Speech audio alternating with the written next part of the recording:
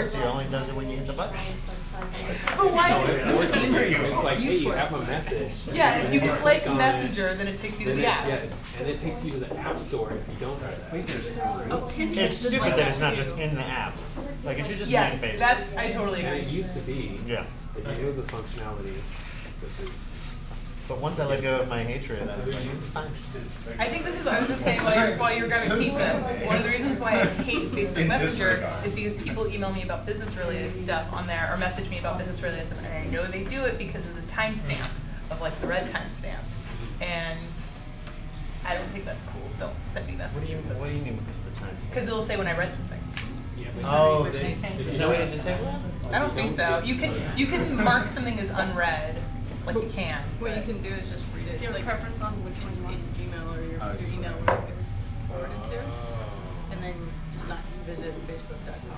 yeah, I just click the menu and I just like try and read what it says, but without actually going in. These are some good pro tips. What are you working on, guys? Besides this event. Beat the Facebook Well, Messenger. I'm kind of boring because I have a very busy day job, so mainly. Well, now I'm just trying to figure out, because I was looking at, What do you do in the day? I found that message Somebody through they my browser, they build like but apps and I don't think I can websites. look at that folder on my phone. Yeah, I don't know how to get to it on Facebook. I Like didn't even. the spam. I can't take Or when I look at responsibility. Brody, The name. You're not exciting game? Well, we had some things No, I found it, I that found it. became Filter related, but not So a whole the lot. Bank app, the Yelp app exciting is thing like that that? makes you Yeah, not a lot of like it'll like heavy duty open up game. your app for you and Yeah. try to Yeah, but how about you? like a website. What brings Right. you to this? I But just does I trouble. noticed that when you scroll Okay. down I in redesigned the the Yelp wall. You know what? mobile site and you don't have a Yelp app, it has a review that's like, I love this place, it just closed down, and it's a boilerplate. But I thought, because it's like, go download the app. Yeah. I kept thinking, oh my god, I can't believe it. So I've done all kinds of things. So I realized until I through started that process, I learned how I just not found to the do it. filtered request on the app, and yeah, so this message, so How if did you you go get to, you have to go to, A, this C, is stupid, and you go to Developer work for it. people, Well, Message alternative request. concepts and then you go and to design. filter Yeah, request. so it wasn't taken. So, No. yeah, so this one said somebody from Lucky's Yeah, Pizza well, came with a it was, Kickstarter package to me like a year ago. Took a while. Her name is Edith, and here's her phone number. But I was It's like, alternative that's, concepts. it's literally July 23rd, Oh, okay, that's kind of long. But yeah, I I feel mean, like, you know, that's like. Oh my god, I have this I got a few abbreviations. yeah, well, there's a lot of couple cam that I people should that are probably just get rid of. messaging saying, Yeah. just say hi, $15 a year. or I know how that goes. So, But I just weird I things. did a couple like Yeah, I accidentally just net. put like phone call, like called, and I Yeah. was really on the phone. You know, right for $1 a year, never drive. I still like the app. yeah. So what alternative concepts and programs do you? Totally All kinds of things, world Yeah. changing things, like one of my projects now. not really. I don't currently Solves like the 5 water, pieces of water jewelry. problem. And I'm wearing 2 of them right now. Solving I So- think you have a sustainable very good one, jewelry collection. energy It seems problem. bigger than 5 I cents. wish, yeah, maybe it's a little bit bigger, but it's not, it's not, it's like, I have Yes, 3 and it necklaces, solves I most have of health problems. 4 pairs of earrings, All I'd in like to one get more holistic jewelry. thing. at some Well, point. I I guess didn't you're really good at I found the buying a couple technology really out good there, Yeah. things and I and combined that with just several like, other I have a holistic million like concepts Tony and beads, some you know, design. Well, I feel like- candy necklaces. Yeah, I cleared out a Now lot of it's- stuff, because I had a lot of like Forever 21. But I'm interested in shapes. Which there's too, some like, Yeah. things I great use, I have too, that different will be like, theories. oh, that's so beautiful, and I'll be like, it's physics like and 3 structure. Yeah, I heard you talking about And the that. structure, there's no I swear that advantage place off after I tried on a pair And I have a of like friend extra who's large a- pants where like could not even get one leg in, and I was like, But nope. I went to Forever with a 21 this Harvard, weekend and it made me so so I told him there was no big bang. I'm not Forever 21. Shoved a square peg in a round hole. Young and creepy. And they all know it doesn't work. There's a 14 couple year really olds. good YouTubes. Everything there is like- By BBC. goes right Obviously, here, like a dress will go right there. And it's like, I everybody's don't, investing in it. I know I was told Like, I was so a they- youth, like how, Yeah. I how said, do they wear and this? they accepted that basically throughout Einstein's time. Almost till the end. And I No, said, I haven't, I don't shop on look at a Etsy microscope. much, but, Look at a telescope. They've been around for a while. There is not one feel like thing people that there do that is better not than changing, Yeah. not I've moving, been kind or of sitting looking, I want to still. get So the universe is the way it's always been. yeah. like maybe something kind of And if witchy, it was but a not big too bang, it witchy. would be blown up right Yeah. now.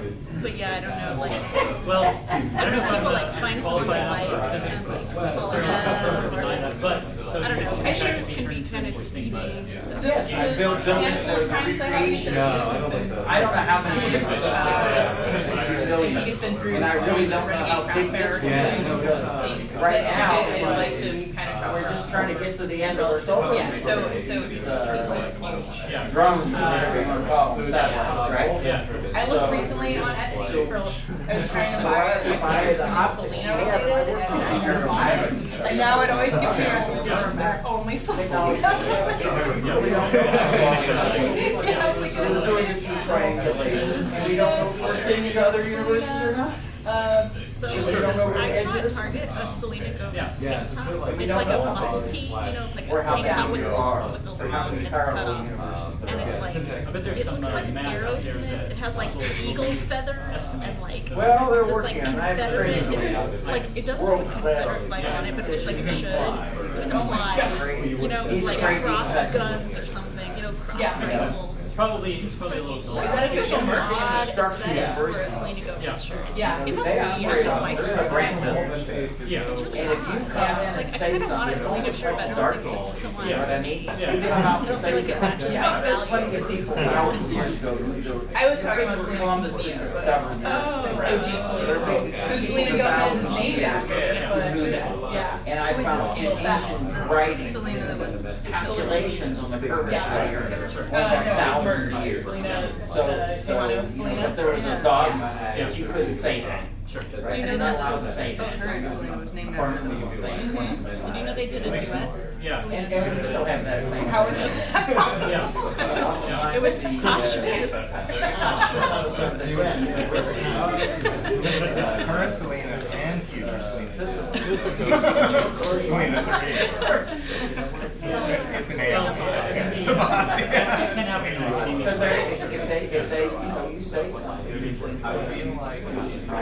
Also, I think I may be on And they're in Selena fact, but she and I were You working know, I on just tried to. Really? Oh yeah, you did tell me that. If you were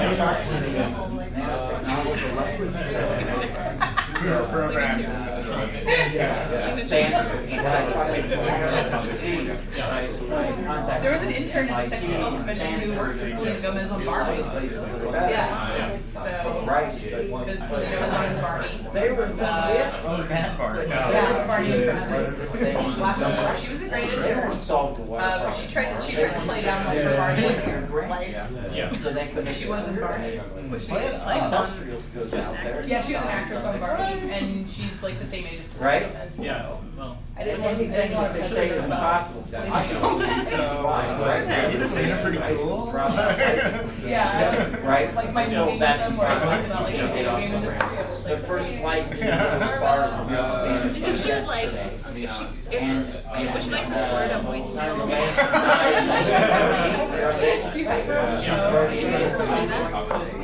Like custom celebrity voicemail.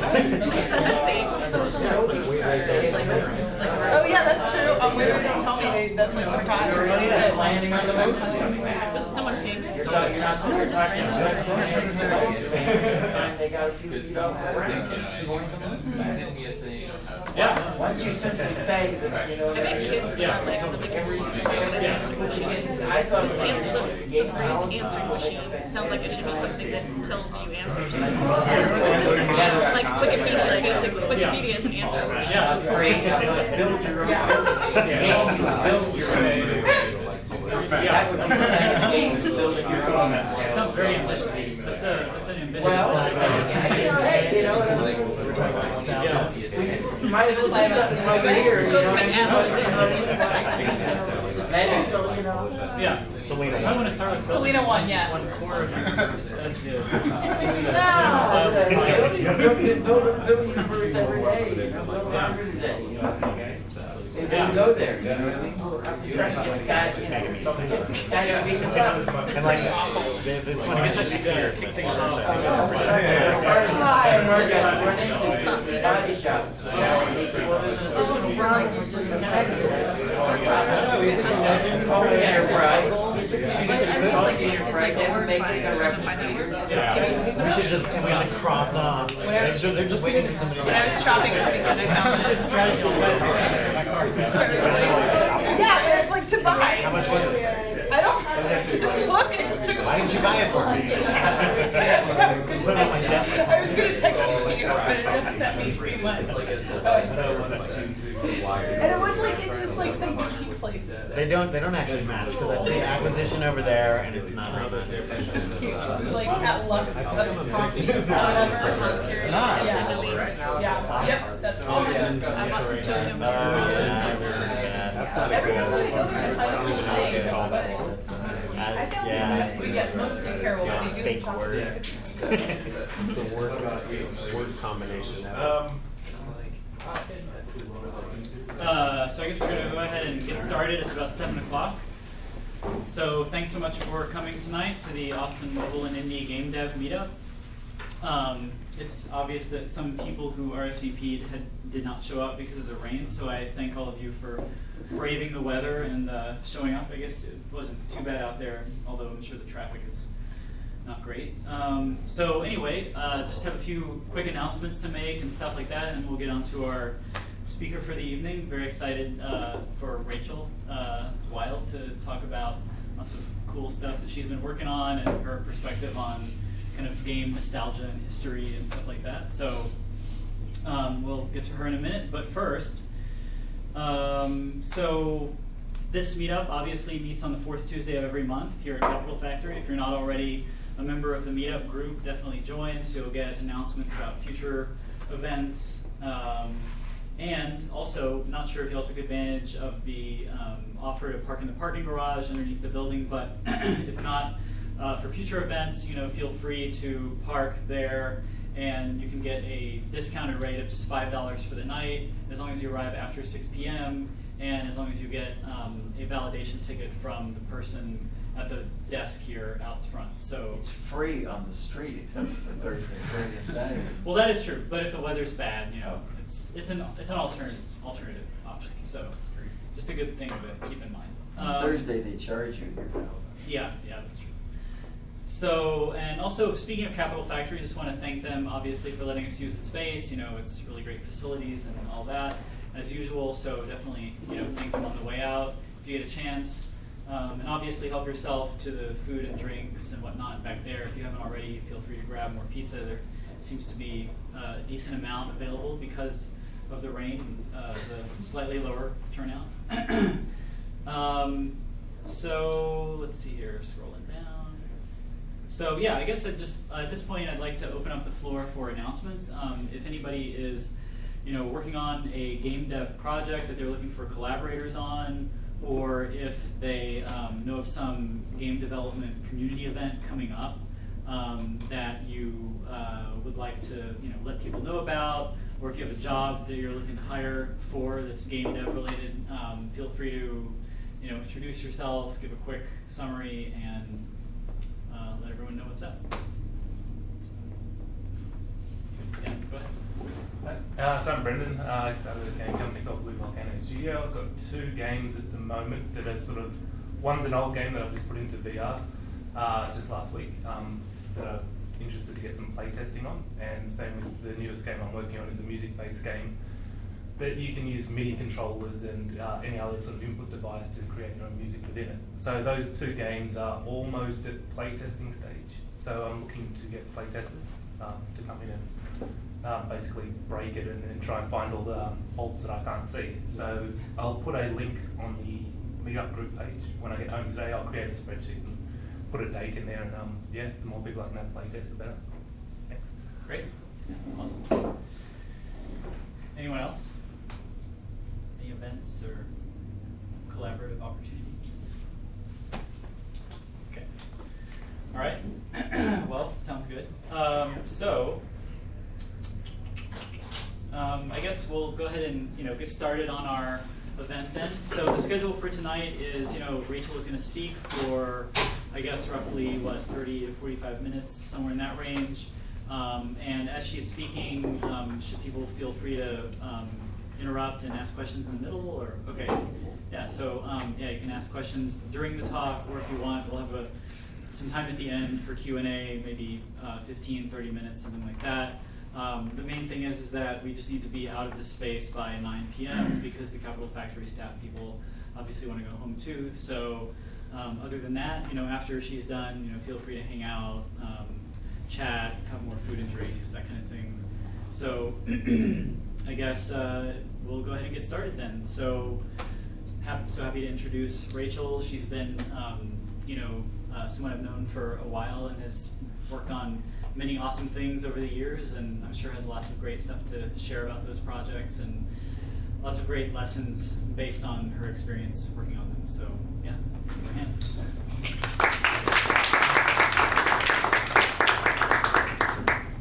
Thank you very much for the introduction, and so nice to see everyone. Sorry you had to brave the weather, but it looked like it was pretty good by the time at least I was getting down here. So.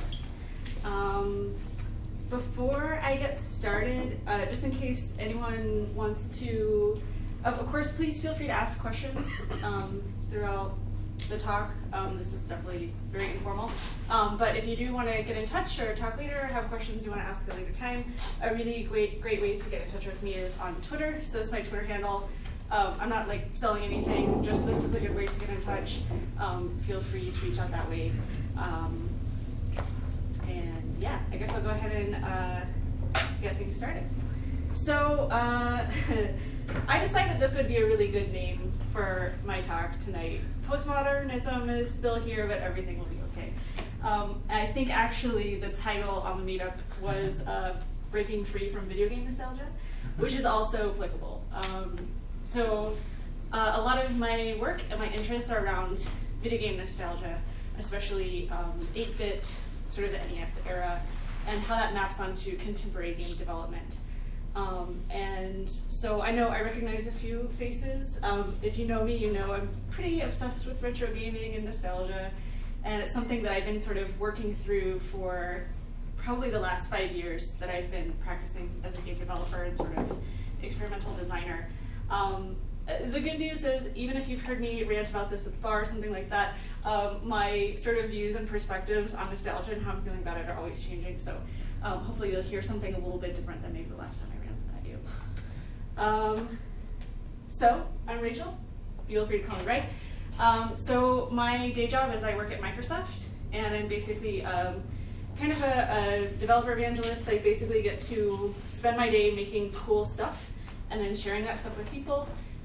Teaching people about the cool stuff that I'm doing and speaking about it as well. So it's a really super fun job. Basically just kind of getting to do a lot of creative projects and then sharing those out with people. Mostly working in web dev and open source space. So in addition to that, of course I'm really super interested in video games. I've been, for the past few years, a co-organizer of Juegos Rancheros, which is Austin's indie games collective. I also in 2012 founded a video game museum called Famicom Museum, and went to grad school a couple years ago where I studied retro game aesthetic and nostalgia. So pretty excited about old video games. I'm also a game developer, as I mentioned before, and I'll just briefly walk through a couple games that I've made. These are 2 games that I made kind of as a one-person production. Track and Field 2 for the original 8-bit NES game console. Made that back in 2012, and it was an IndieCade Night Game selection there. And then in 2014, I released my second NES game, which is Electronic Sweet and Fun Fortune Teller. So, sounds like someone's texting me. Just gonna turn that off.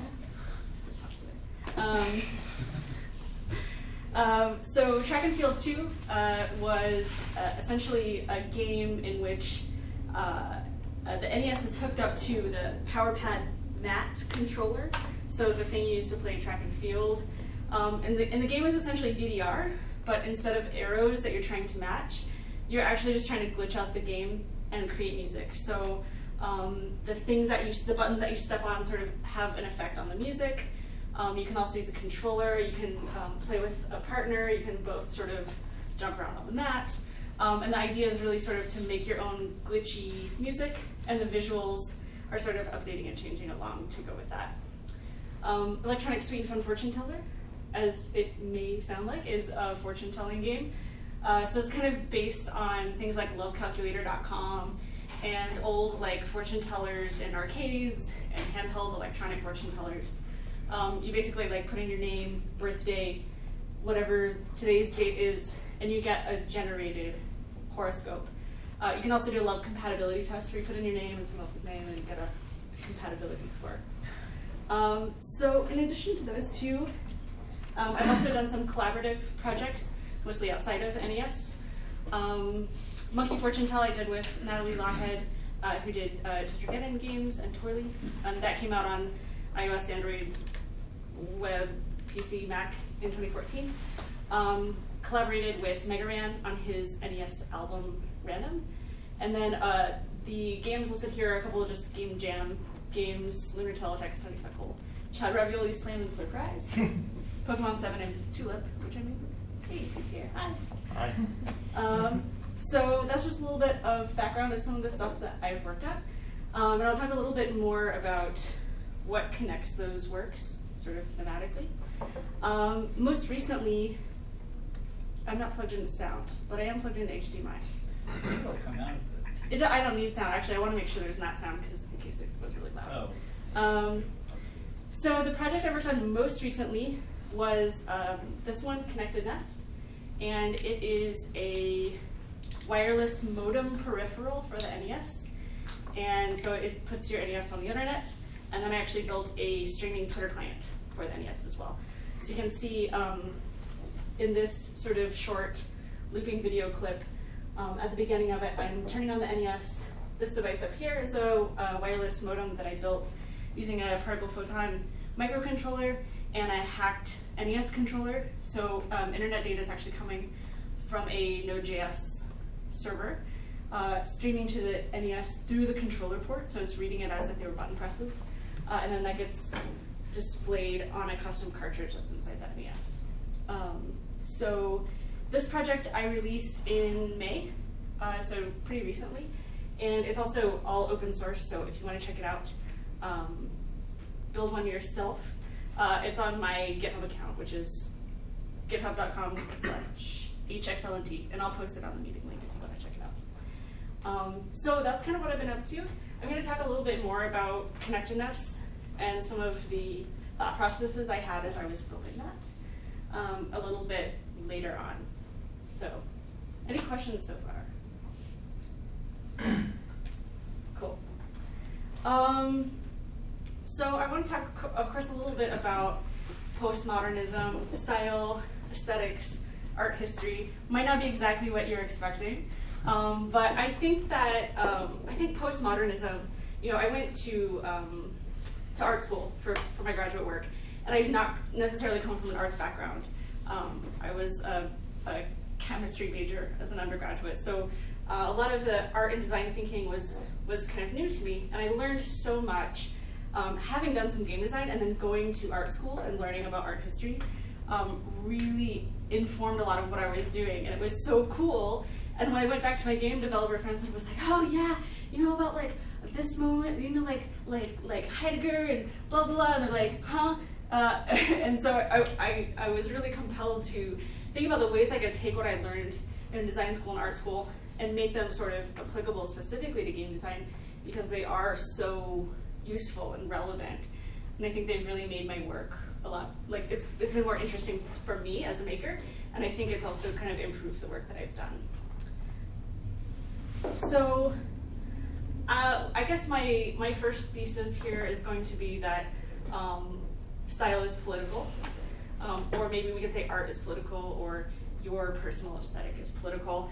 And I know like political is maybe kind of a charged word, especially like near an election cycle. So maybe instead of political, we can say that your aesthetic contains and transmits your values, right? And aesthetic could be applied to art, design, music, and many of those things obviously have a pretty direct relationship to game design. So I argue that game design provides an opportunity for creators to share their ideas, beliefs, values, and hopes. I say argue like it's a contentious statement. I don't know that it is. But I believe this. I think that, yes, game design can be about creating an interesting puzzle or crafting a unique experience, but I think there's a really interesting opportunity to say something about what kind of world you want to create or take part in. I think saying something like, I make games because I want people to have fun, is a good and totally valid thought, but I found that when I sort of asked more questions after that, it was really fulfilling to me as a game designer, game developer. And so I kind of want to talk a little bit about that piece of like, what can these games say, right?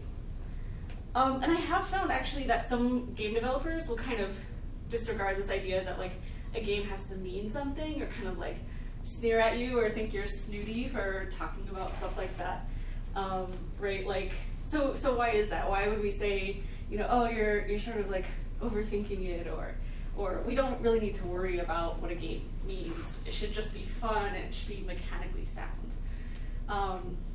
I think that's a really interesting question.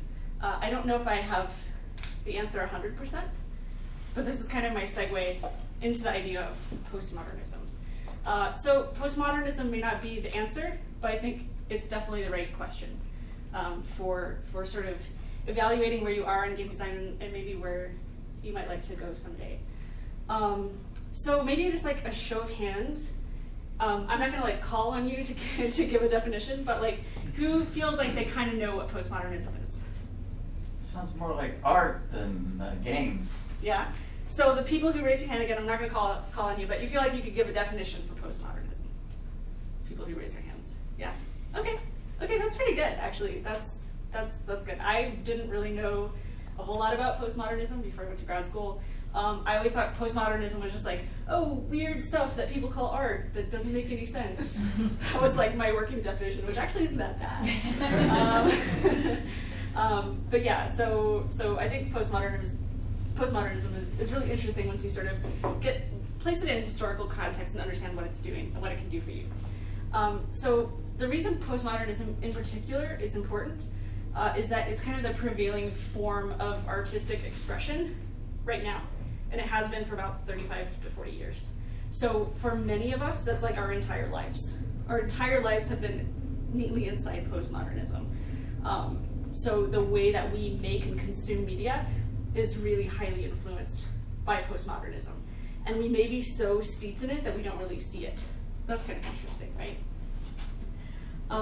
I think anyone who's working on video games or software who may be like knowingly or unknowingly employing postmodern techniques can really benefit from just sort of thinking about it in terms of its historical context and knowing what postmodernism is, knowing what it means to put something under a postmodern lens or look at something through a postmodern perspective.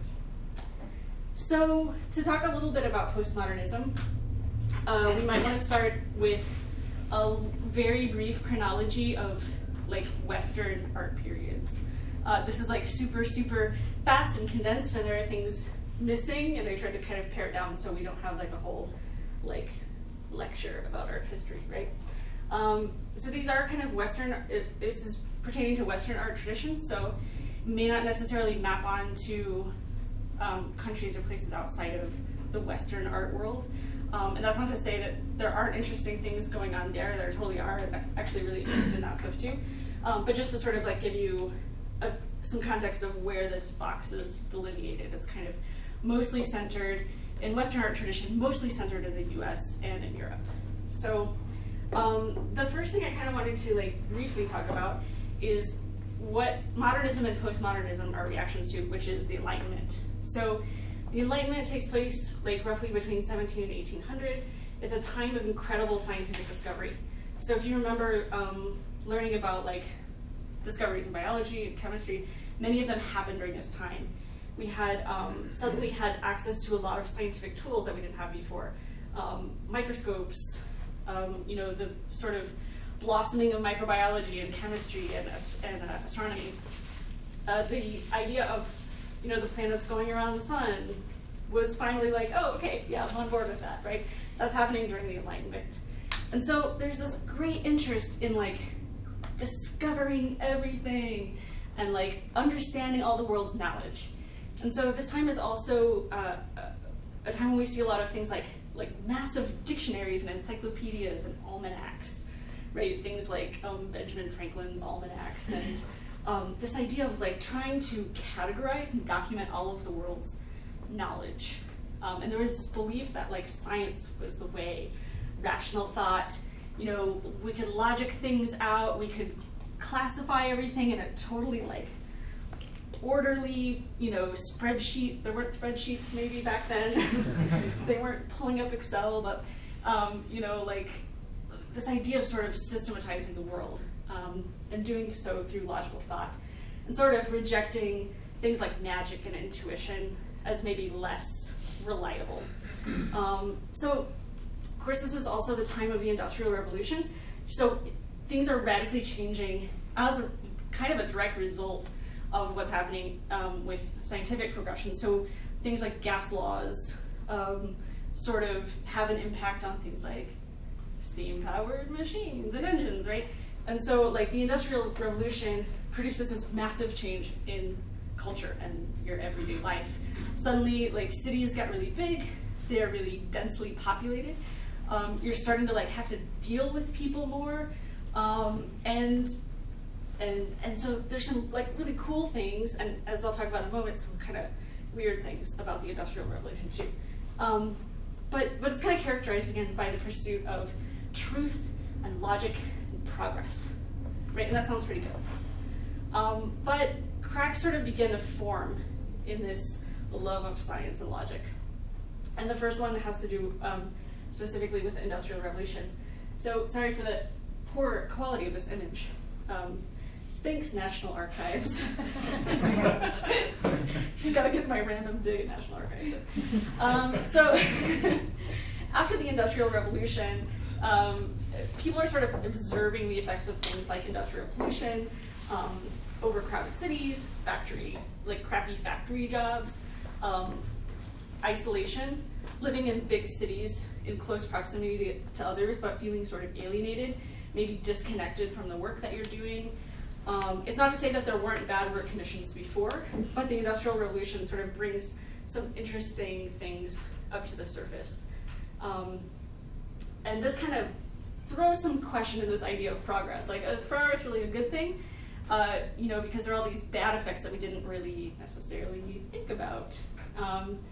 And then we also see, right around this time, sort of rising nationalism. Of course, a lot of revolutions are going on. American Revolution, Revolution in Europe, sort of political unrest associated with nationalism. And this also sort of starts off this slide into modernism, which is sort of a reaction to Enlightenment thought. And like, maybe science isn't the answer. Maybe science doesn't solve all of our problems, right? Maybe if we slavishly sort of adhere to logic and rational thought, we're going to end up in a fix. And that was made incredibly evident in the two world wars, and especially World War II in particular. Really shattered so many psyches and so many thoughts about what was progress, what did all this technology give us. And in fact, you know, part of the reason that World War II was so devastating was like the technology of war, right? And so there are these paradigms that get shattered, and World War II especially. And you know, I think also important to say that many atrocities of World War II were justified by supposed rationalism and science and logic and utopia, and they were obviously like gone very awry, but they came out of these ideas, and people started to go like, oh, no, let's not do that, that's bad, right? So at this time, of course, empires are being split apart, the ideas of like power and authority are being questioned, progress wasn't really assured, and this is the skepticism that really kicks off postmodernism. So I've talked a little bit about modernism and postmodernism, so I tried to parse those out a little bit more. Modernism is sort of a movement that's a reaction to the Enlightenment, and it's a reaction to that, like, oh, science might not be the answer for everything, right? And there are a couple of movements in between that I'll skip over. But one of the defining features of modernism and we'd say this probably starts maybe around the time of like World War I, maybe early 1900s, is this concept of stretching form to new limits as a way of deconstructing knowledge.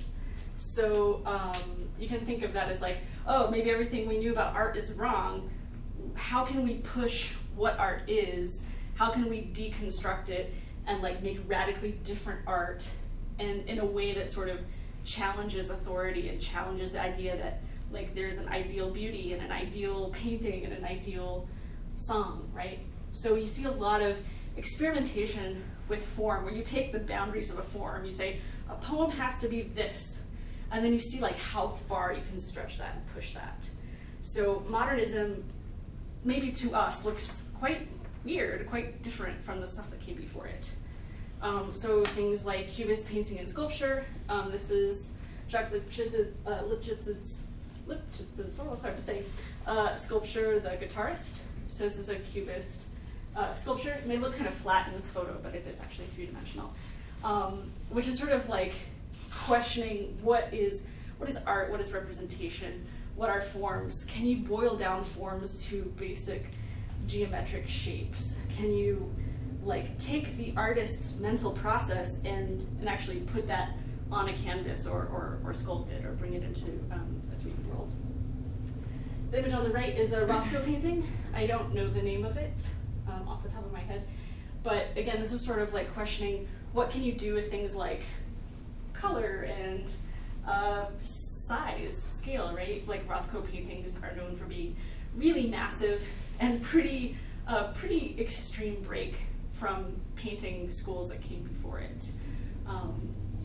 I think that modernist art, one way you may connect this with your personal experience is like if you've ever gone to a gallery or a museum and people say, well, my kid could do that, it's probably modernist because it's really playing with this idea of form. And of course, looking at it today, it's hard to put ourselves in that mind frame. But if you're thinking like, oh, it's right after World War I, people are like, I'm not sure about authority and power structures and like wanting to play with this idea of like, what is a painting? This is actually pretty novel and interesting. It wouldn't make as much sense to do it today, maybe, right? Because of all the things that have happened between then. But at this time, this is really asking some interesting questions. Of course, modernism isn't limited to the visual arts, although this is kind of more like visual arts. This is E. Cummings' famous poem, Grasshopper, which you may have had to read in high school, and it's got letters jumbled. It's very much playing with like the space that letters take up on the page. And again, E. Cummings, very like experimental poet, was playing with this idea of like, what can we do with a poem and still be a poem? Like how far can we stretch those constraints? And a lot about like breaking as many rules as possible while still like fitting the definition. Music did that too, right? Jazz, things like that at this time. So it's a pretty radical departure from Enlightenment. Again, sort of destructure, like interested in tearing down a structure and breaking something into its component parts, and then being like a really radical departure from that. And I think one characteristic of modernist work that carries over into postmodernism is this idea of destabilizing truth and objectivity. So postmodernism, I think generally people would say it starts post-war, so post-World War II. 70s is when it starts to really get some traction. The first postmodern art, take that for what it's worth, predates that by many decades, but at the time it wasn't necessarily considered postmodern. And so if we look at the word postmodern, we might think like after-modernism or rejection of modernism or something like that, which is a totally understandable way of thinking about it. But there's actually some debate about whether postmodernism is kind of contained within modernism or if it's a movement that happens after modernism. I think it's actually contained within modernism. That's my opinion. I don't know what the scholarly consensus is because I'm not like super knowledgeable about art history, but yeah, so postmodernism sort of piggybacks on the ideas of modernism, not necessarily a rejection of it. And it's defined by the rejection of absolute truth, authority, and hierarchy, which is a lot of the same ideas we saw in modernism, right? And you can see why people think of it as sort of a subset of modernism. So this is what some people call the first postmodern work. Does anyone recognize? Yeah, a couple of folks.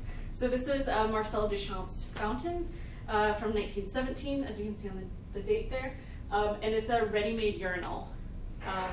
So the idea is that there was a call for artworks, and Duchamp sent in this piece. Just a urinal. He didn't do anything to it. He signed it.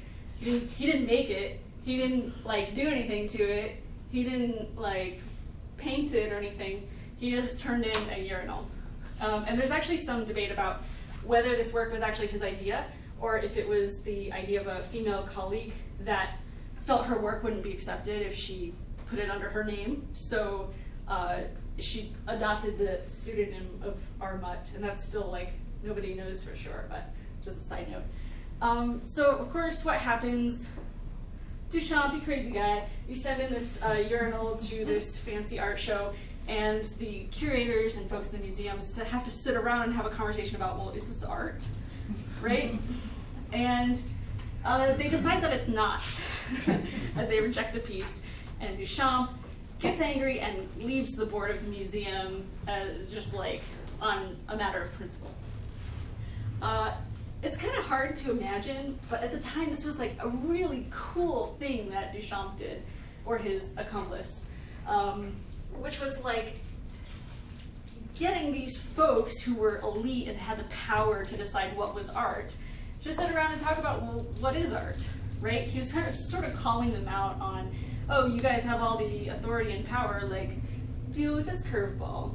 And maybe it seems sort of contrived now because it's been 100 years, but this was really quite a radical idea at the time. And so it's a really great example of something cool you can do with postmodernism, even though at the time this kind of predates what we think of as postmodernism. A lot of people say this sort of kickstarted it. But it's querying these hidden power structures of oh, of course that's not art. Well, who decides that, right? It's just some people in a room, and who decides who those people are, right? And are people being systematically shut out of the art decision-making process? And are there power structures that we don't necessarily see that we could render more visible by doing a goof like this, right? So I'm going to exaggerate a bit here, but I feel since Duchamp did The Fountain, people have just been doing inferior copies of it for 100 years. And that's really cynical, but it's kind of how I feel. People have done this over and over and over, and we'll look through some examples in a moment. But that's why I think this example kind of doesn't have so much power, because you're yeah, I've seen that, right? I go into a Nike store and I see the Nike on a pedestal and I get, oh, it's art, I get it. It's so obvious that it kind of doesn't bear a need to explain it. But again, we're living in lifetimes maybe completely ensconced in postmodernism. What's in the background of this painting? Picture. Yeah, this is supposedly a photograph, and it's been debated whether this is even a real photograph. Some people think it's a composite. An air of mystery. I believe the background is meant to be a painting. So you can see there's actually a figure of a boy right here. So it's someone else's painting behind the urinal, which is Is this its an own editorial on the interesting. painting, maybe? Yeah, right. That's what I'm wondering too. Is I think there was a quote from someone who was oh, Duchamp was basically taking a piss on art, right? That was the pun here. Whether that was the intent, I don't know, but yeah, this is an interesting photo for sure.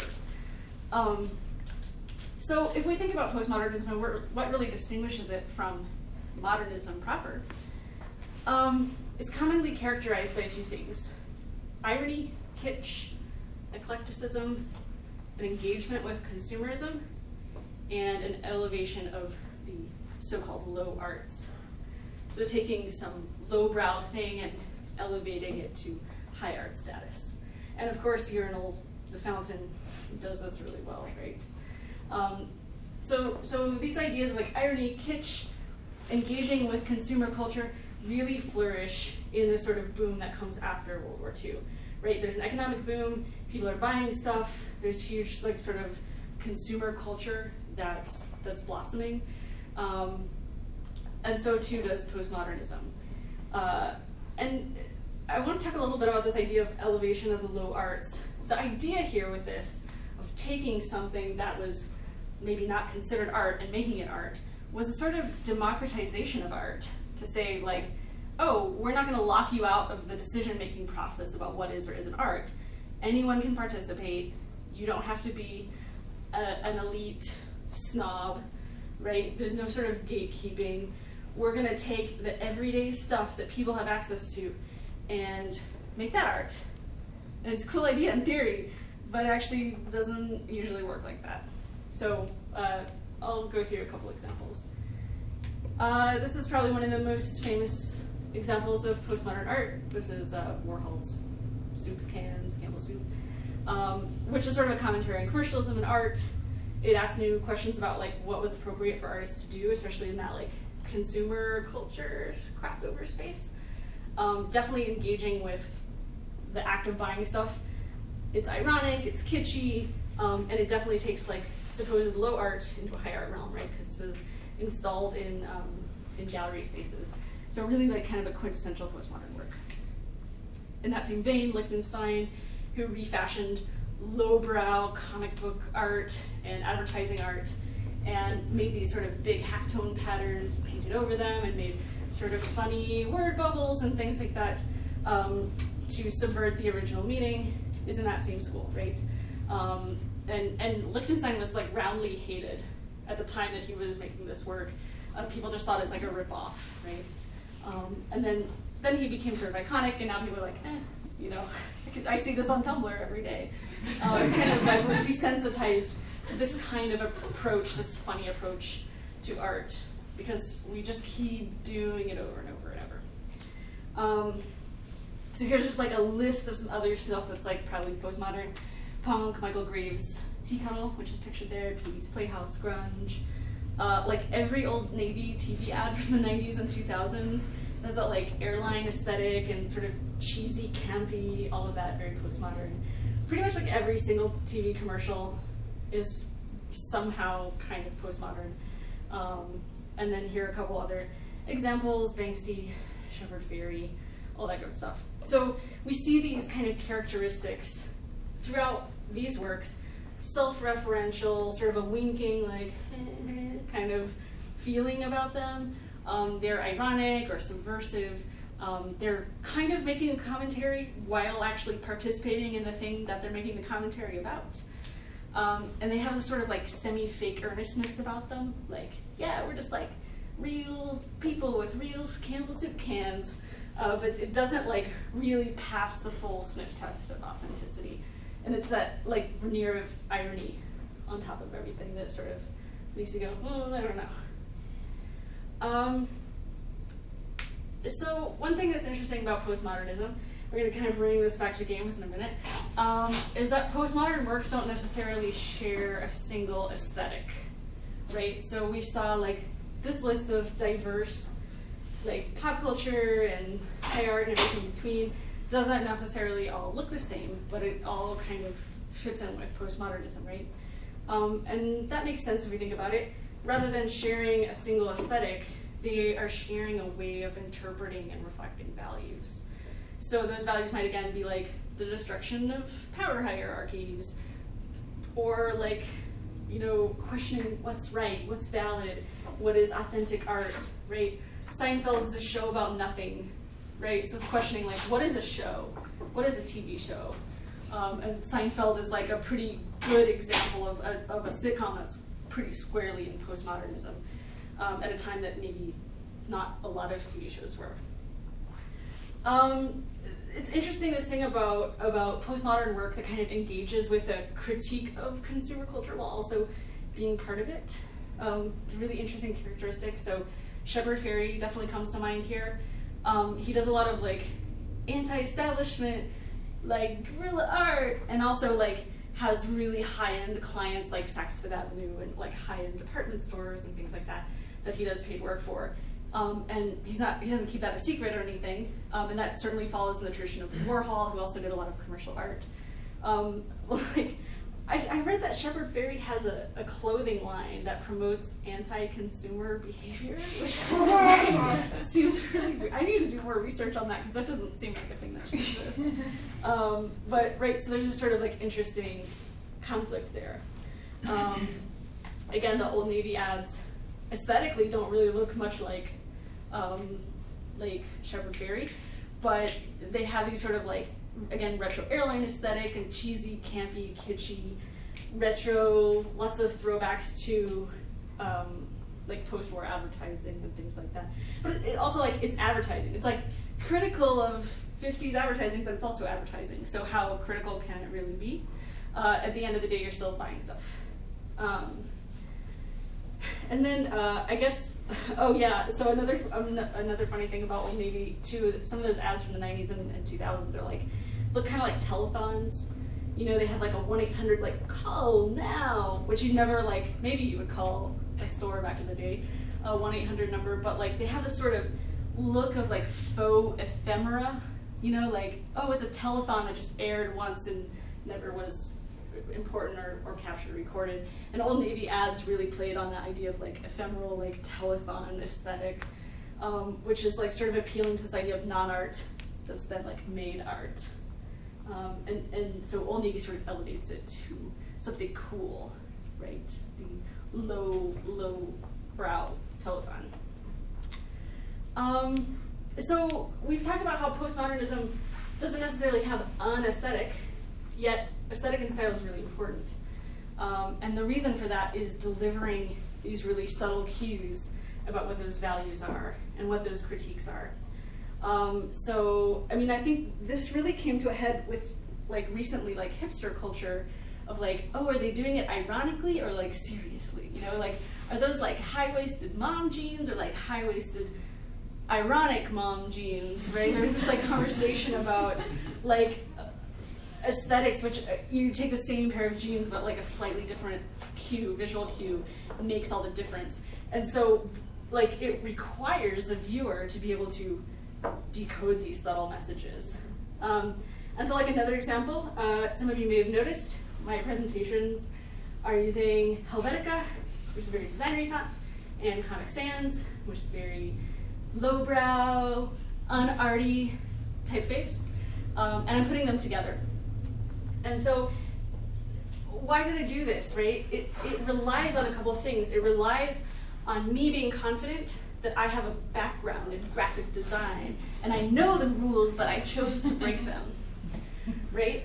And so how do you know that that's what I was going for?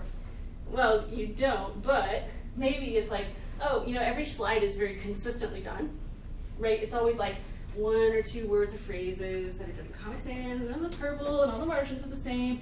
And it's very well copy edited. I say that, there's probably gonna be a typo in the next slide. But you're getting some cues. So, like, you know that I know, and we have a little moment and we like wink at each other, right? That's what this is about. This is postmodern. I had to like do the slides postmodern to talk about postmodernism, right? So there's this interesting relationship where I have to know that I'm smart, and you have to know that I'm smart, and I have to know that you're smart, and we have like a little moment about that. That's postmodernism. If it comes across well, but I could screw it up, right? If the leading was off, if I had like big space between one of the lines or lots of typos, you might think I just am not good at picking fonts on PowerPoint, right? So really subtle aesthetic cues are super, super, super important, as well as a knowledge between the designer and the viewer about what the reference is, right? And I'm banking on the fact that you guys get the reference, because you recognize Helvetica and you recognize Comic Sans, or at least you recognize Comic Sans. Cool, so really quick overview of postmodernism, criticisms. And this is where it sort of starts to get relevant to, like specifically relevant to game design. So maybe these are like my personal criticisms of postmodernism. Firstly, its irony and its internal conflict between meaning and aesthetics make it really, really, really easy to do postmodern work that says nothing at all. And there's a lot of that out there, right? There's a lot, like a show about nothing, there's a lot of art about nothing. There's a lot of art about nothing. There's a lot of art out there that has absolutely nothing to say. Jeff Koons.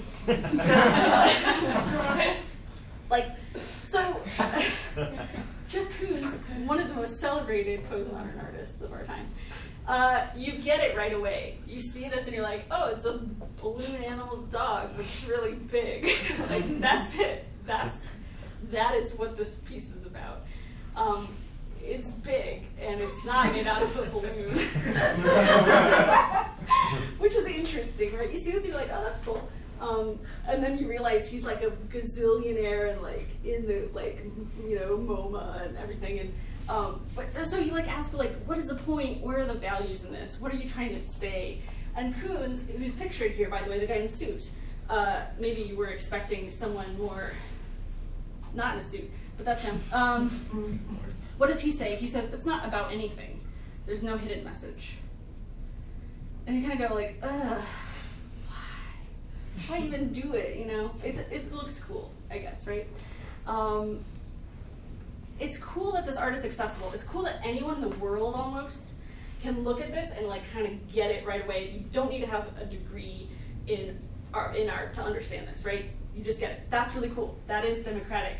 But postmodernism's critique of like authority can also manifest as sort of anti-intellectualism, or like this idea of like, let's not think about anything. Let's make art that doesn't say a damn thing. Because, you know, if we said something, then we would have some kind of authority, and I don't have authority over anyone, so I'm going to say nothing. And that's kind of, I feel kind of mad about that. So I think like a lot of postmodern work has really like beautiful, engaging aesthetics, and those aesthetics can belie what's behind it. Sometimes there's nothing behind it. Sometimes you'll pull back the cover and discover there's actually something you kind of feel uncomfortable about. So this is another really great postmodern example, Pee-wee's Playhouse. Very wacky, playful, wonderful, very eclectic, another characteristic of postmodern work. But what does it mean? Like, what does Pee-wee's Playhouse mean? You could say like, oh, it's a playful critique of 50s kitsch, but like, what is the critique? What are you saying? Is the 50s bad? Is the 50s good? You like the 50s? You want to go back to the 50s? You hate the 50s? What exactly is the message that's being proposed here? And it turns out that actually in the 1980s, when postmodernism has really like huge popularity, there was a lot of throwback to the 50s, a lot of nostalgia, a lot of retro 50s stuff, especially around, kind of inspired by things like Memphis Milano, which is an architectural design illustration movement with a focus on sort of absurd proportions, bright colors, and this is what gives us like Trapper Keeper aesthetics. It's also really highly referential to the 50s, like a lot of 1980s design, and in particular things like diners. So like this was like the icon of 80s design was actually the 50s, but not the real 50s, like a reimagined, like cool version of the 50s, right? So if you think about diners and then you come back to this picture of Pee-wee's Playhouse, you're like, oh, I get it. Okay, so like you took laminate table texture like the texture from laminate tabletops, and that's what's like on the wall back here, right? The sort of like boomerang shapes. Remember those? I mean, not remember, but you know what I'm talking about. The door looks like a diner seat, right? It's like that glittery vinyl. You start to see what's happening here. They're taking a postmodern act of taking lowbrow diners and elevating them to high art. And there's some kind of statement in here, right? Diners are sort of like blue collar, and they're sort of like homely, and they're not art, and people who go there aren't educated, and people who work there aren't educated. But me, the incredible artist that I am going to elevate it up to high art. So there's like an inherent judgment there, right? You're actually recreating those hierarchies that you were trying to break down. you're putting yourself above the people that you're scooping all your ideas from, which is kind of not cool. Pee-wee's Playhouse aesthetic, super, super related to contemporary vaporwave aesthetic. It is the same idea, right? Except instead of pulling from 50s ephemera and lowbrow culture, it's today pulling from 80s ephemera and lowbrow culture. So we have the prevalent solo jazz cup here in the center. Vaporwave, like as a music, the music side of it is really influenced by elevator music, hold music, ephemeral music, production music. Things that were like garbage at the time are being resurrected and made valuable. You see, like, instead of the 50s laminate veneers, we have like 80s marble veneers. It's the same concepts being put into play. Yeah? Just that reading of Pee-wee's Playhouse, is that like widely accepted? I think it is. I think, yes. If not widely accepted, I think other people have had that thought before me. Okay. For sure.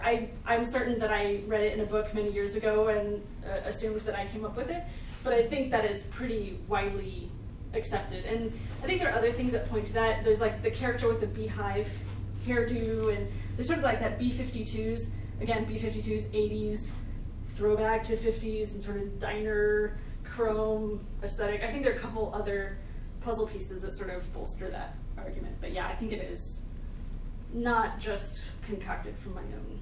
Yeah. Thank you. Yeah, so vaporwave. Again, same idea, right? Taking all this ephemeral stuff, waiting rooms, shopping malls, desolate signs of consumer culture. And then, I look at this picture, I'm like, it's beautiful, I love it. It makes me feel nostalgic, it makes me laugh, it makes me feel happy, it makes me remember, like, solo jazz cups.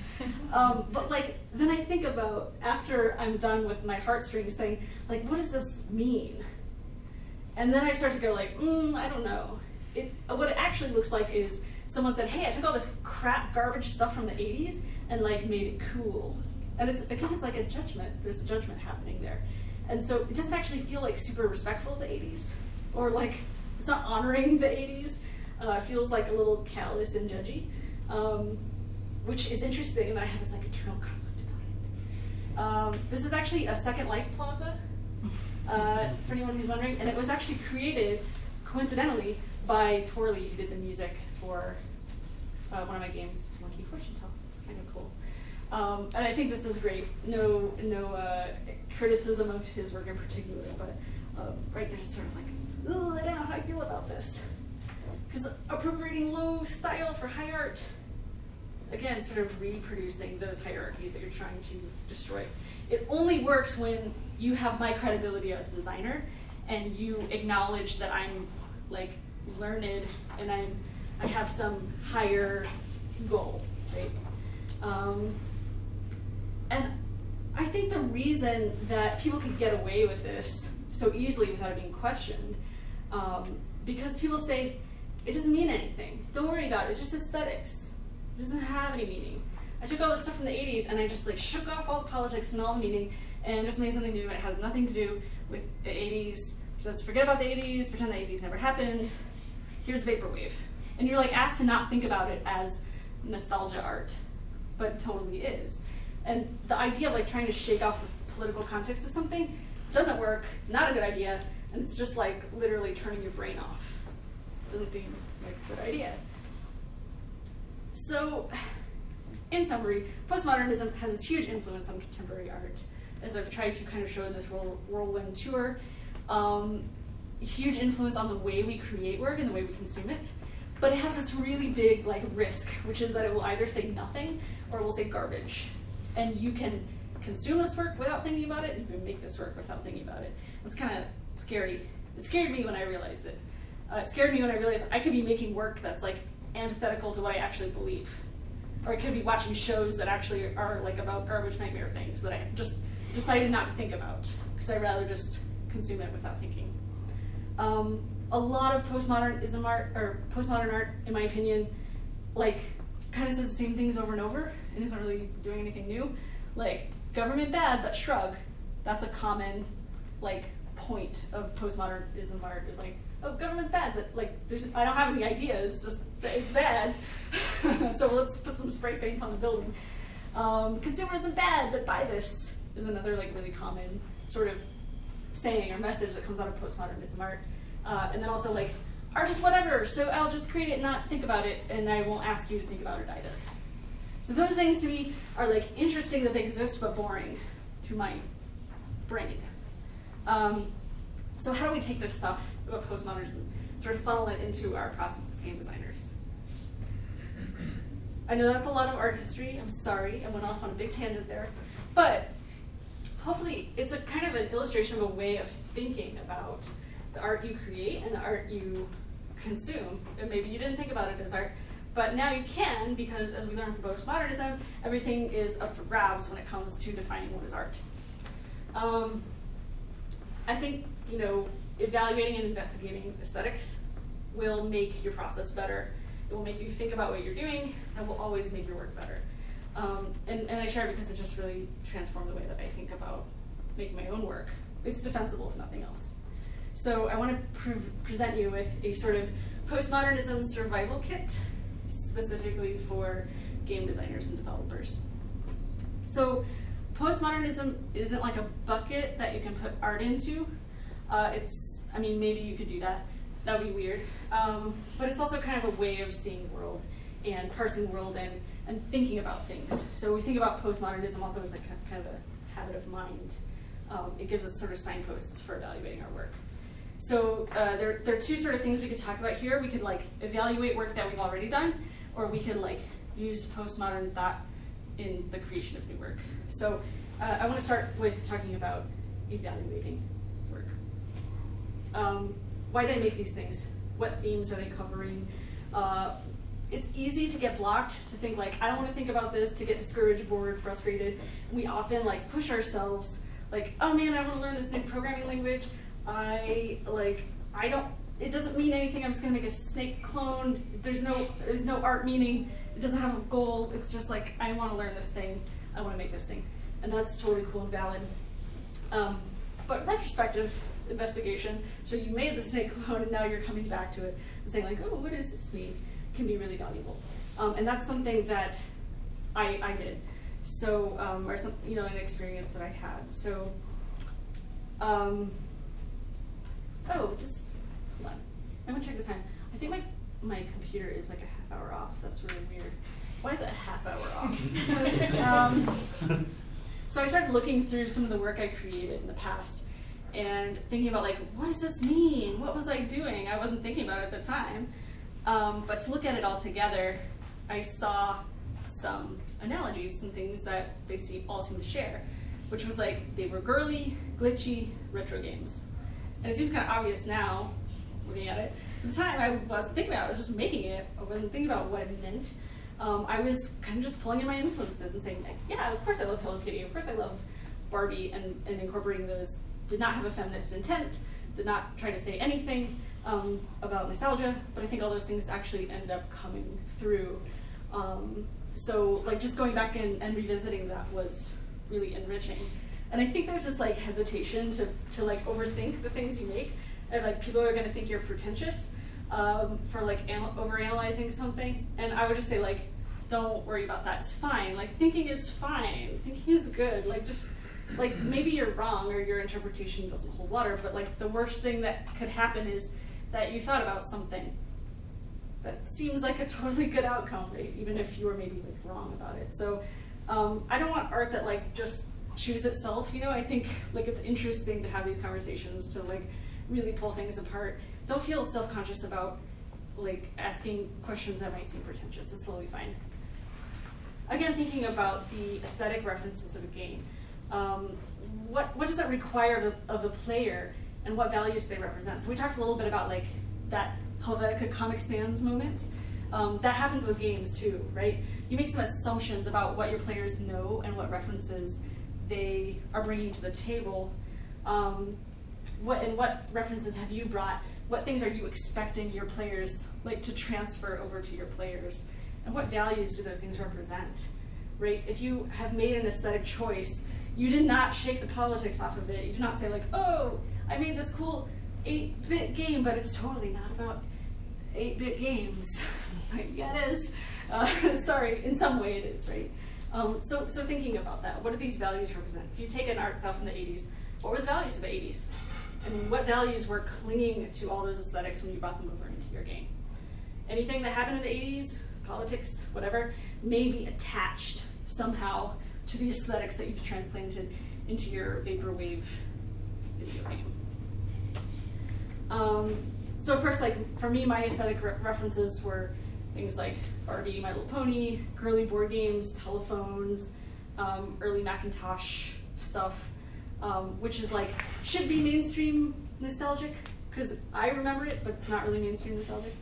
And then there's all this like NES 8-bit pixel art stuff, which is mainstream nostalgic, but I don't really feel it because I didn't play NES games when I was a kid.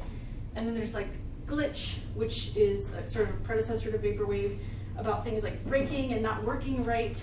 And I thought about all these things and I was like, oh, I think there's something interesting there, where all these things are mashing together in a weird statement, which was that the things I love from my childhood and mass-produced 90s nostalgia that you can buy at Hot Topic don't really line up, and there's something broken.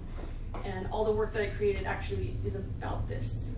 Not intentionally, I didn't mean for it to, at least not originally, but this was something I discovered by going back and asking these questions. And it was super, super valuable. So you have, like, oh, NES games, arcade games are art, right? The Pac-Man is the MoMA, it's art. But like, my girl toys maybe aren't elevated, right? They don't get elevated too. Why this stuff and not this stuff? And that's an interesting question to me. And so I try to actually ask that question. Who gets to make the decision about what's cool nostalgia and what's lame nostalgia? What things get thrown in the trash and what things go in the MoMA? And that to me is like a little bit closer, more in line with what Duchamp was doing, which was saying like, oh, is this not art? I thought it was, sorry. Right, that's what I'm doing. Oh, do you think Barbie's lame? Sorry, here, I just made this Barbie game for you. Right, I'm making the decision because I don't like what the decision makers are saying about what is art, what is indie, what is retro, what is nostalgic. So I have to admit, I've been critical of use of 8-bit aesthetic, just in contemporary indie games, despite like actually using it myself. And it's again not a criticism of pixel art, but like that idea that you can just take it, shake it, and put it in a game without thinking about what it means. So I really encourage for anyone that's working on a pixel art game and is like shrinking into their chair, it's like, well, what does that mean? And it's fine, like you can do it, but just think about what it means and what's associated with that. I think when it comes to creating new work, like just broadening the scope of questions we're asking about it is super valuable. Things like, what do I believe? What do I value? How do I want the world to be? And how do my games potentially reflect that? And even a game like Tetris, we're like, well, Tetris doesn't say anything. It is just fun, and I just want to make fun games, and I don't want them to say anything. Like, well, okay, what is the value of Tetris? Is it really fun? What's the value of fun? Is it a distraction from the world that's decaying around us? I don't know, but like, ask that question, right? And I think so all this kind of thinking really informed connectedness, which started as a like, oh, I wonder if I could put my NES on the internet. Did not have any theoretical underpinnings whatsoever. But I went back and started asking these questions like, what is the value of a project like this? And I was thinking along the lines of legitimizing lowbrow art. I was thinking about like the maker movement, which is all like, oh, make cool stuff with microcontrollers and like creativity. And I'm thinking like, I've been knitting and sewing and crocheting my whole life, and everyone thought I was lame. And now these maker people, they're cool, but I'm doing that too, but it's just a little bit different. So I was thinking like, who made that decision that one was cool and one wasn't? So I made this embroidered cozy for my Wi-Fi modem. And this, of course, is an open source project, so like I'm kind of encouraging other people to make them too. And again, I'm sort of saying like, oh, did you think this was lame? Yeah, we're doing that now, right? That's what I'm saying with this work. And I think there was another unspoken aspect where I was like thinking like, oh, and I'll really like shake people up because I'm a woman, and all the hacks I see on Hackaday like this are like guys, and maybe people will be like, oh, my worldview is shaken. It was a lady who made it. It actually did not happen at all. I showed this work at OSCON, It got a lot of press, which was really lovely, great reaction to it, and nobody gave a damn. And I was like, oh, cool. Like, I thought there was going to be an issue if it wasn't. So there's also this point where it kind of reevaluated what I expected an outcome to be and said like, oh, maybe things have changed since I started thinking about this 5 years ago. Right, like, I thought I was going to be like, yeah, this champion for like, girls can do it too, but everyone's like totally on board with that. It's not an issue. So that was kind of interesting learning from that project as well. So I think I've maybe gone over time, so I'm gonna probably wrap up there, and if we have a minute for questions, I'm happy to answer them. But I guess to kind of wrap up, in game dev, if you're thinking about nostalgic art styles, whether they're 8-bit, low poly, whatever from your childhood that you want to reincorporate and inject new meaning into, think about what political, socio-political things are attached to that, right? Think about things, viewing things through this postmodern lens, and asking yourself this question of like, what does this do in the world? What does it mean?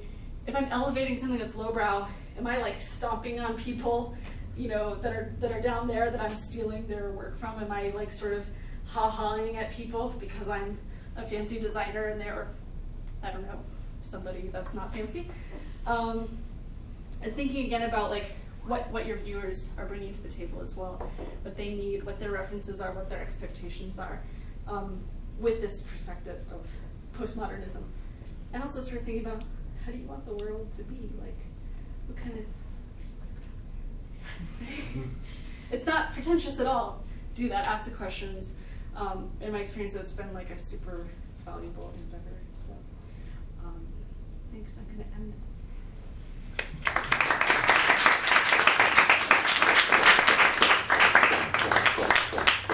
Do we even have time for questions, or just like obliterate? No. Okay. No, ask Okay. away, yeah. Questions of these work? I know it may be intimidating to... I was gonna make... I was just wondering, I can't recall if you said at the beginning what you're working on right now, like if you have a project from the work. Oh, yeah. Okay, I made this really stupid project. It's like 90% done. It's one of those things you can make in like 4 hours, and I've put like 3 hours into it, so I just need to finish it. So you know, like after E3, they're also like, oh, we're making a game for VR. And it's a screenshot of the 2 little holes. Yeah. So I made a web app where you can just drag any animated GIF into there, and it puts it in those 2 holes. So you could be like, oh, my game's coming to VR. It could just be like a GIF of whatever. It could just be like Golden Girls or something. You know, it could be anything. This is like the stupidest thing I've ever done. It has like, it actually does like refraction, like a, what is that, chromatic aberration on the lens, and it like fisheyes it a little bit, and sort of like puts the images slightly off center. And you can like share the link with people like, oh, my game's coming to VR, just put anything in there. So that's what I'm working on right now. Very erudite sort of project. Yeah, I don't know, I don't have any big projects up next. If you have any ideas, you know, if you want to collaborate on something, let me know, but yeah, nothing too big planned right now. And was there So the comment I had was about like pixel art and like 8-bit stuff.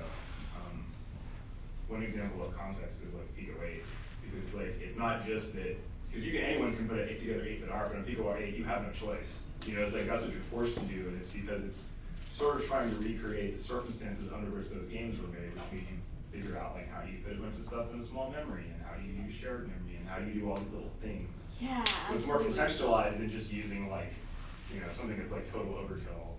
Like, yeah. 3D to make pixel art when, you know, you have these unlimited constraints. Yeah. So you bring up a couple interesting points. Thank you for the comment. One is like, yeah, I love Pico 8 for a lot of reasons. Yeah, it totally like helps other people understand where I'm coming from. They're like, oh, I ran out of memory. Like, yeah, now you know how I feel working on the NES. Welcome to my world. It was really cool the way that its creator, Joseph, like sort of created new constraints. They aren't like the NES constraints. They aren't like Commodore 64 constraints. It's incredibly high color but low resolution, right? So there's like a trade-off. And I think it's like a trade-off that definitely paid off. Whereas like most games at that time for 8-bit micros were like, oh, we'll have like a really great pixel density, great. Pixel density, 256 pixels across, so many pixels, but we're gonna really limit you on colors. So you get a lot of like blah looking palettes. So yeah, I think like super interesting project, the idea of fantasy console, I love. This idea of like revisionist history, which was something I wanted to mention about my work is like, I love that revisionist history of like making the history you kind of wanted. And I think Pico 8 does a really great job of that. There was another comment I had, but about Pico 8, but I've forgotten it already. Happens. So one question I had is, so you know the vaporwave example, right? I mean, I think from what I've seen, a lot of the people creating like vaporwave type stuff, stuff in that aesthetic, are you know, super young, maybe like teenagers or you know, early 20s maybe, and a lot of the consumers of that aesthetic are also in that same kind of demographic age-wise. So like I wonder to what extent would someone who's that young be bringing with them like certain associations, like political associations of the original stuff, versus to what extent are they just like rediscovering this and it's totally decontextualized entirely from its original like setting, you know what I mean? Because it's almost like they don't have any real memory of the time in which that stuff originally was created, right? But I mean, do you think that there are some sort of values that are transmitted just purely in the aesthetics alone, if you're not even like aware of the original place or time from which it came? Yeah, that's an excellent question. So I think that happens a lot, right? People making art that like, they really shouldn't be nostalgic for this stuff because they weren't born yet. And how could they even really know about solo jazz cups? And I think that actually like the prevalence of postmodern art makes that possible. The fact that we are constantly remixing things from like just a couple years ago, right? The timeline isn't that long. Something that's like 5 years old is retro, right? Like, and it's because like of the way we sort of preserve and like constantly remix these things and constantly retransmit them that makes that possible. And you have to sort of ask the question of like, why does a 15-year-old have an interest in the 80s? You know, I definitely remember being a kid of the 90s and being like super into the like 60s, because I guess there was like a sort of retro revival of the 60s at that time, and I didn't actually know anything about the 60s, and I was just like, yeah, flower power bracelets and stuff, right? And so I was actually able to consume it with no context, and the people making those goods, they had the context, but they didn't need to transmit the ideas to me, and that's part of the danger, not like you're gonna die danger, but like part of the danger of postmodern work and this idea that like, oh, we can just like repackage it as a product and take all the meaning out of it. Like, I don't know, I just found, I would say at some point, maybe the people making this vaporwave art are gonna look back on it and go like, oh, whoa, that was weird. Like, I learned about Reagan. I didn't know about Reagan, right? And then you look back at a work like this and go like, oh, now I get it and I don't like it anymore, or something like that, right? And so then those people write art history books about vaporwave, which is really great. So yeah, I think I don't know, like maybe my answer is just that they don't have the context and they don't need it to create postmodern work, and that's part of the joy of it and part of the risk of it, is that it seems like an empty shell, but it's really not. Just because you didn't look at what was under it doesn't mean there's nothing there. And so maybe those people later reflect on that work and take new meaning out of it, or maybe, I don't know. That makes me think of like, there's like almost like a celebration of ignorance or something that comes with that. And then, but I really think that there's a lot that's valuable in like outsider art, which is like completely ignorant, but it still has like really fascinating and like, you know, there's a lot of beauty to it. So like, I wonder if there's like some kind of continuum on, you know, like where these things all rest. Yeah. If you have any thoughts about Have you seen that episode of King of the Hill where Peggy's an outsider artist? I haven't seen it. Okay, it's like, you should watch it. It's super, super painful. She basically, like, she starts making robots out of like propane tank discarded pieces, and she gets discovered as an outsider artist by this like New York gallery. And so she's, in her mind, she's like, I'm an artist, and she starts wearing a beret. She goes to the opening, and it has some, you know, she gets there and it's like some banner like hillbilly outsider art, and she realizes that these people are at the gallery sort of feel sorry for her, kind of making fun of her, and it's this like really tender moment of like, ooh, that could be anybody, you know. And like outsider art, like, yeah, there's like amazing exposure that happens and new ideas that come from outside of like academy, right, in outsider art. But then there's also this like weird like protection, like, oh, I'm gonna bring you little like podunk people into my fancy gallery that feels a little weird too. So yeah, I think it's like, it's complex, and it's not to say that any of that stuff is necessarily bad, but just like, you know, think about it, be aware of it, and I think that can sort of enrich your process and also help you to consume art in an ethical and responsible way. So, do you think that, like, oh, Go ahead. Give someone else a turn. Well, this is kind of related. So, I mean, like, do you think that one option for game developers to sort of break free of all of the sort of dangers of nostalgia, or kind of bringing certain references or hierarchies or power structures with them when they do work that's sort of retro or vintage, is to just completely reject any kind of references of the past whatsoever and create something that's so entirely new and different that it doesn't contain any of those ideas whatsoever? Or is that essentially impossible to do? Like, is that, as any kind of artist or game developer, like, are they always going to be necessarily taking some kind of ideas from the past in the process of creation? So, I mean, the modernists were a huge departure from what came before them, but that's not to say that they didn't have influences, right? But they weren't, like, you know, someone like Rothko wasn't like, oh, you guys remember those all-black paintings from the 1800s? Here they are again. Like, that wasn't what Rothko was doing, right? It wasn't nostalgic. It was certainly influenced by something. Just gave you guys the giggles.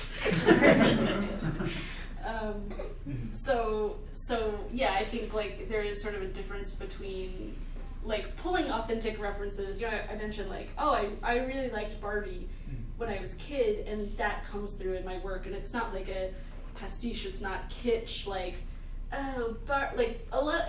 This is actually really interesting because when I first started showing my work to other people, they always described it as ironic, and like, oh, it's like really like punk because it has all this girl stuff. It's really ironic, and I'm like, no, it's not ironic. I actually like that stuff. And now I feel kind of offended, right? And so like, yeah, like that. Maybe the difference there is this idea of like subversion or like shaking the meaning off of something. I think of references as things that don't shake the meaning off of. The meaning inherently travels with it. Like Barbie travels to my work, and like all of her problems and the wonderful things about her come with it. Like, is she too skinny? It was a creative thing. I learned about storytelling. People don't like Barbie. Like, all those things come with Barbie. And that's cool, and I like that. So I would say maybe that's a difference. I don't know if you can create work that's so different that it has no reference to anything. But if you do, I will play test it. Oh, sure. You brought up a lot about how, in especially mainstream games, there's a big emphasis on being fun.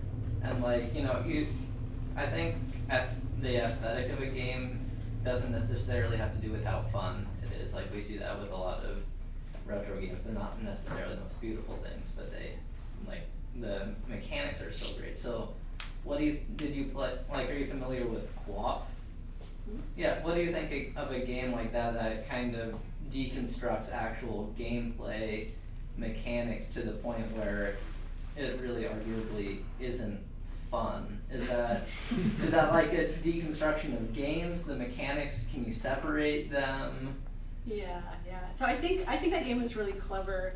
And for those of you that aren't familiar with the game, it's just like you said, it's sort of like impossibly different. Like the mechanics are just like intentionally weird and sort of frustrating, and then kind of fun to figure out how to game these weird mechanics. And I think it is totally a very clever play on well, what happens if you take the idea of a commercial game and just like screw with it and say, what if we made a game that was like really hard to play? And like, would that be fun?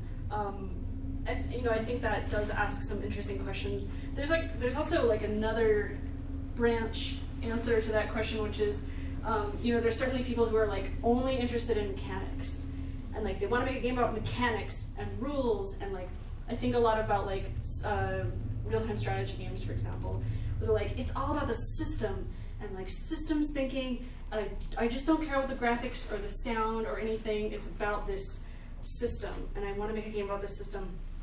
And that would be like formalism, right? That sort of goes into this idea of like, does a game have to have systems, and how many systems, and how complex the systems have to be?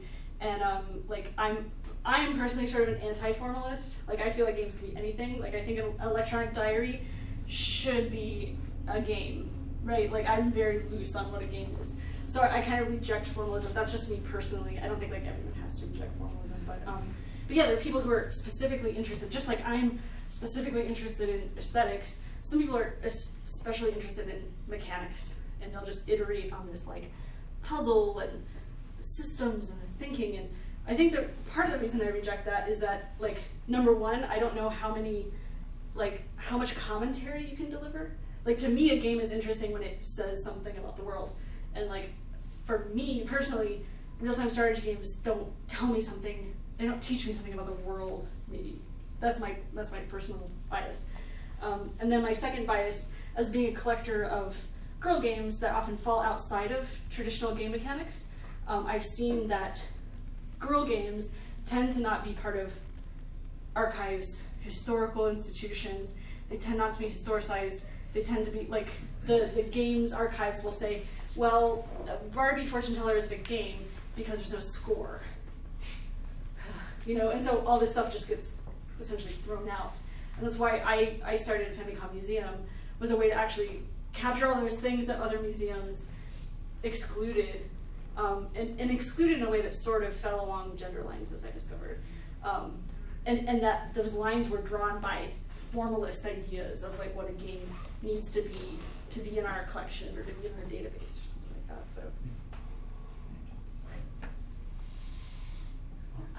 Once you start to question your own games and start to notice your own themes, does it get self-conscious at some point where you have to sit down or when you want to sit down and make a new game, you have to kind of put these things out of mind and just make and then go back to it, or is it kind of okay?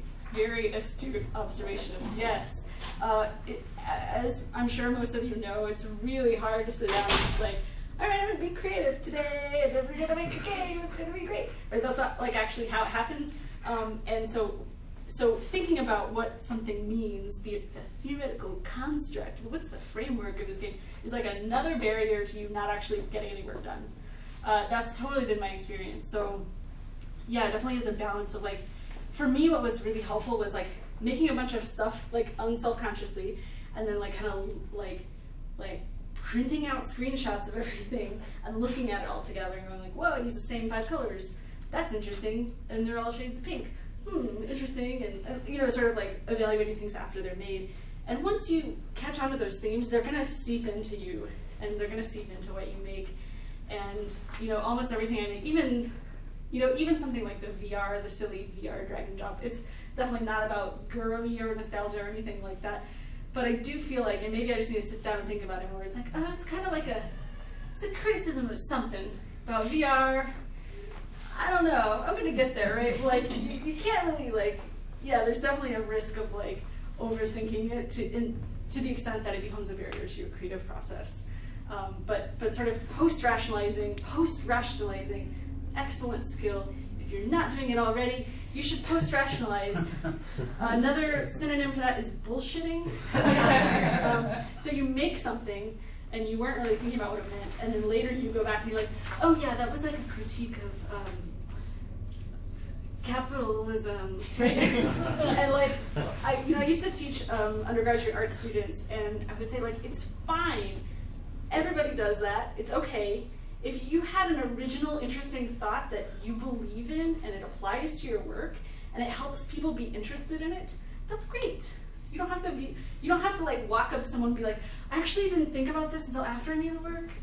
You know, like you don't have to admit that part at all. If we did, that would take a lot of the mystique out of artists and art. So yeah, post-rationalization is a really excellent skill that it's definitely good to practice. Go back to your work with your framework in mind and think like, ooh, could I apply this? And obviously like, if it doesn't fit and you don't want to like shoehorn it in, because that sort of dilutes the message of everything. But keep thinking about it, right? I'm gonna keep thinking about this VR thing, because I feel like it's gotta fit in to the grand scheme of things somehow. I'm just not sure exactly yet. I'll get there. It'll be fine. You can't post-rationalize in advance. That's right. Oh, I'm so glad you said that. It's absolutely right. I cannot post-rationalize it until it's done.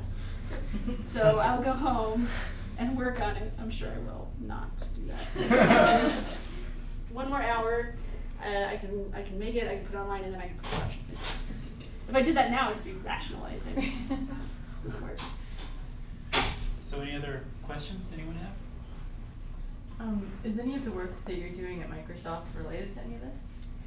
Yeah, so I'm really lucky in that I don't know why this is a job or how I got it, but I get a lot of creative control over the work that I make. So the VR thing, being that it's like web technology, and I want to put it on GitHub and it's open source, that's like work. That's like, yeah, that's my job, is making that. No, I get a lot of creative freedom, and so I definitely, I'm probably a little unusual on my team, coming from this background versus like a traditional sort of industry tech person, which I'm definitely not.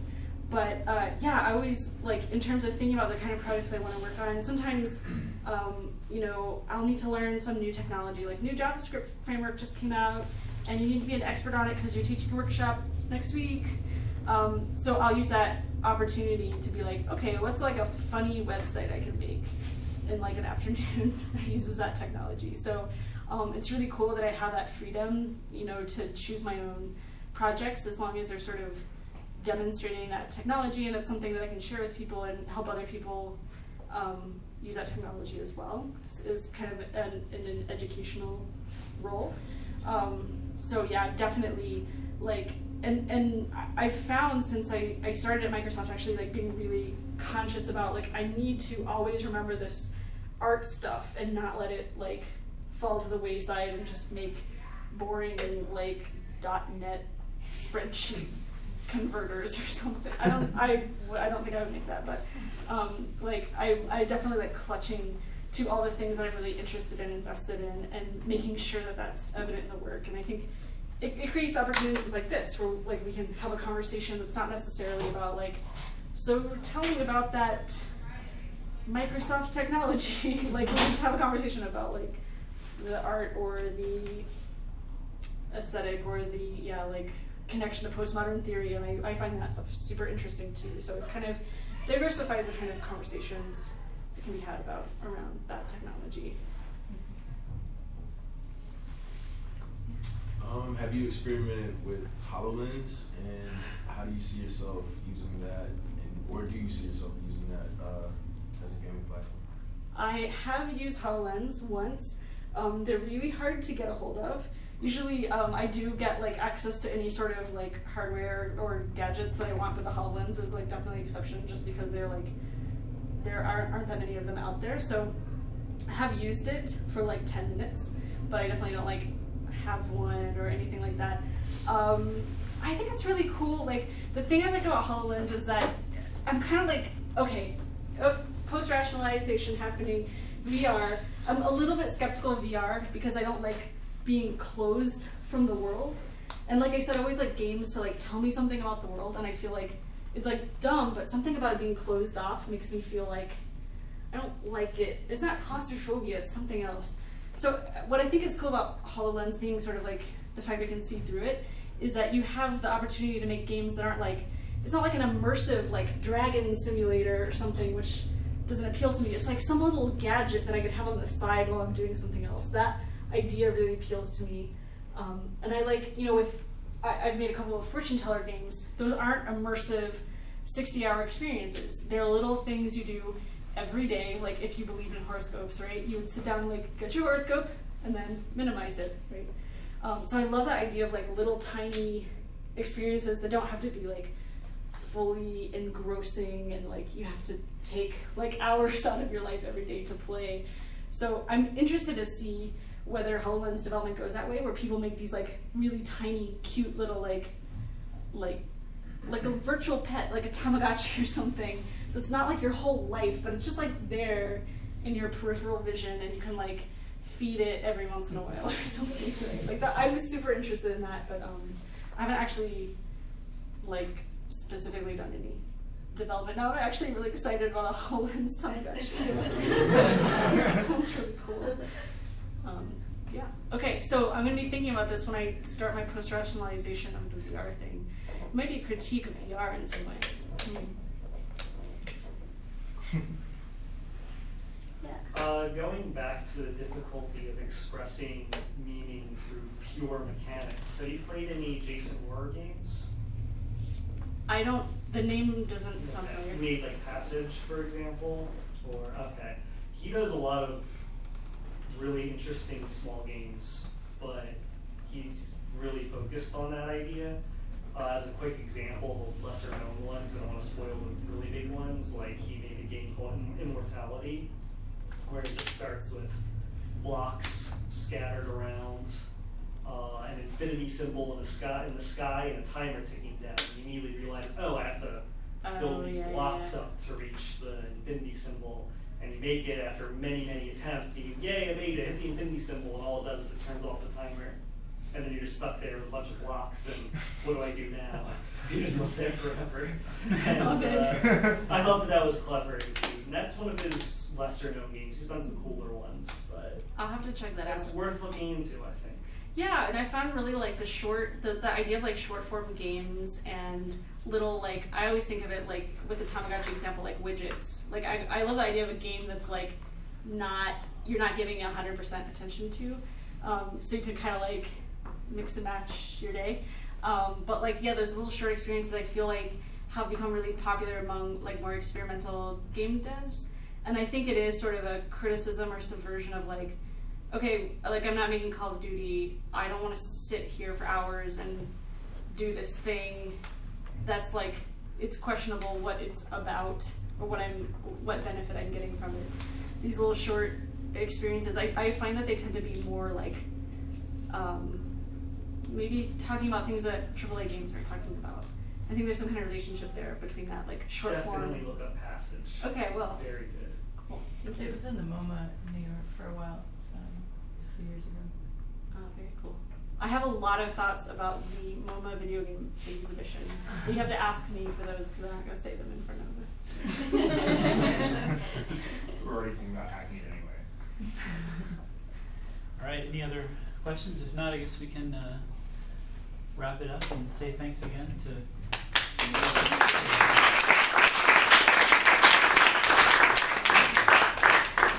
And feel free, like I said, to hang out until 9 o'clock, have more food and more drinks, and we will see you again next month. Thanks.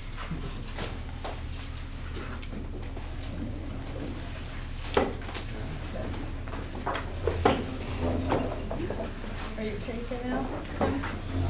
Nope. I'm about eating a full thing. I was hoping pizza here, but I'm also like trying to. Oh, yeah, I know. I need to. I can't eat it. I'm gonna be down for tomorrow too. Tuesday a lot. I was like, yeah. What do you? Yeah, there's a lot of stuff. I don't know. I got my Anything? car stuff over there. Yeah. Cool. Right. Plans. Oh, I'm like in the center of I texted Rachel earlier and she said she might sleep, but I don't know. I feel like a peer pressure. Just maybe. She's tentative. Yeah. Yeah, I just feel like I just need to call it. Maybe just like easy hunger or something, it's hard enough just to, like, maybe just like Corriente nearby too. The aesthetic part of it. They're open till 10. I've not eaten anything because I decided not to go for off pizza. Yeah. Generally safe. Yeah, and he was like, it's a dimension or something. Like, oh, I like eating sardine, therefore I have to like everything that happens in the 80s. Sure. And I have to Yeah. But actually, it was nice. You're gonna go home? It's almost like this. Okay. You talk, I've been getting text there already. Oh wow. Answered a thing that I was talking to you about. You're like get an education. Get off my back. Yeah, I've since I there had since a I really in-depth conversation with you about the idea. Hopefully, she's got like